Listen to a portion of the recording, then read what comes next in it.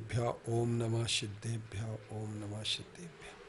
पत्र टिके न जहाँ अधर में, गुण रत्नों का गिरिवर हो। कितना विस्मय किसे नहीं हो, जरा देख लो सिरपुर को। देवों के भी देव पार्श्व जिन, अंतरिक्ष में शांत रहे। युगों युगों तक दिगंबरों का, जिन शासन जयवंत रहे। युगों युगों तक दिगंबरों का, जिन शासन जयवंत रहे।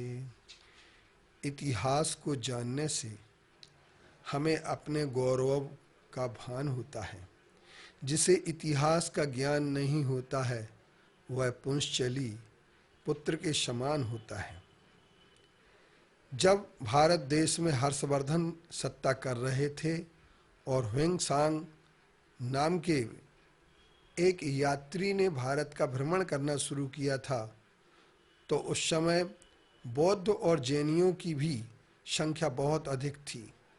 बहुत से प्रांतीय राजा भी इनके अनुयायी थे।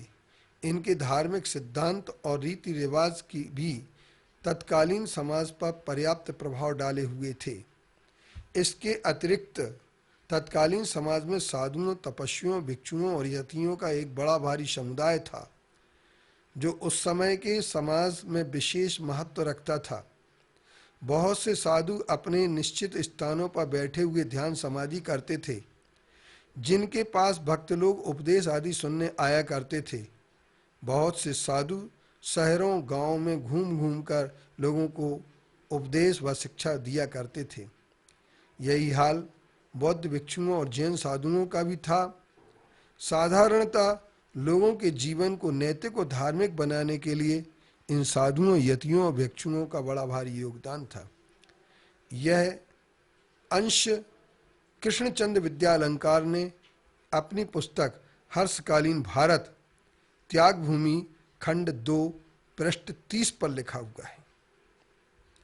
गुप्त साम्राज्य के नष्ट होने पर उत्तर भारत में का शासन योग्य हाथों में न रहा। परिणाम यह हुआ कि हूण जाति के लोगों ने भारत पर आक्रमण किया और उस पर अधिकार जमा लिया। उस समय सभी धर्मों के लिए थोड़ा बहुत हानिकर हुआ, किंतु यशोधर्म राजा ने संगठन करके उन्हें परास्त कर दिया। और इसके बाद सम्राट हर्षवर्धन नामक एक ऐसे राजा का उल्लेख है, जिन्होंने सारे उत्तर भारत में अपना अधिकार जमा लिया था। दक्षिण भारत को हथियाने की भी कोशिश जिन्होंने की थी। इनके राज्यकाल में प्रजा ने संतोष की सांस ली थी, धर्म कर्म की बातें की ओर ध्यान देने लगी थी। गुप्त काल से ही ब्राह्मण धर्म का उत्थान होने लगा था। उस समय इनका बाहुल्य था, किंतु जैन बुद्ध का भी प्रभाव बहुत था। कहा जा सकता है कि धार्मिक जागृति का यह उन्नत काल था। गुप्त काल से जैन, बौद्ध और ब्राह्मण विद्वानों के बाद शास्त्रार्थ होने प्रारंभ हो गए थे। हर्ष काल में उन्होंने उन्नति का रूप प्राप्त किया था और सर्वश्रेष्ठ पुरुष गिना जाना जाता था। इन विद्वानों ने दिगंबर मुनियों के सद्भाव को स्वीकार किया था।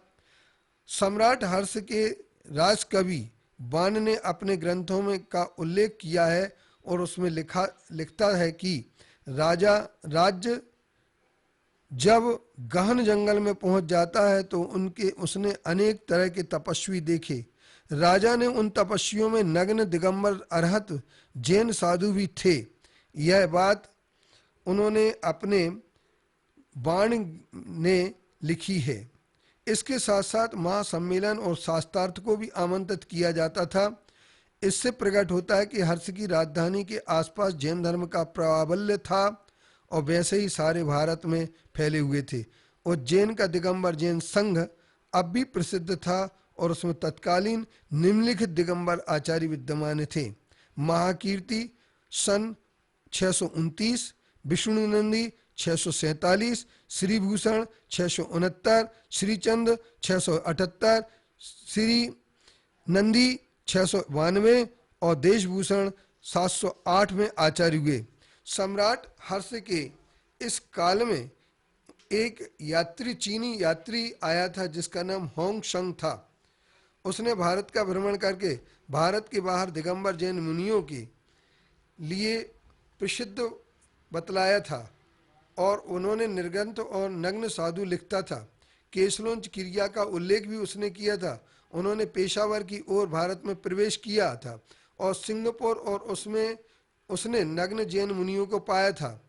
इसके उपरांत पंजाब के मथुरा, स्थानेश्वर, ब्रह्मपुर, हई क्षेत्र, कपिस्त, कन्नौज, अयोध्या, प्रयाग, कौशाम्बी, बनारस, श्रीवस्ती आदि मध्य देश वर्ती नगरों में